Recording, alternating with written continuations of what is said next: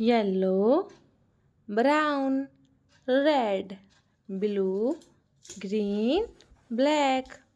आज हम सीखेंगे काउंटिंग, तो इस वीडियो को पूरा देखना। 1 2 3 4 5 6।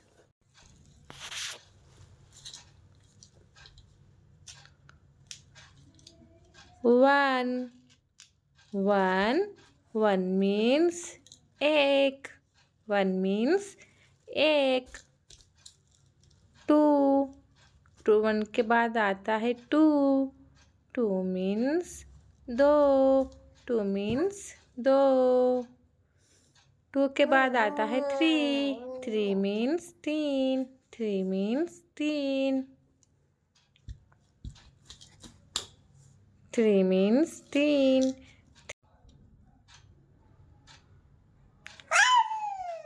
3 के बाद आता है 4। 3 के बाद आता है 4। 4 4 means चार। 4 means चार। 4 means चार। 4 के बाद आता है 5। 5 5 means पाँच। 5 means पाँच। 5 means पाँच। 5 के बाद आता है 6। 6 means छः। 6 means छः। 6 means छः। 1 2 3 4 5 6।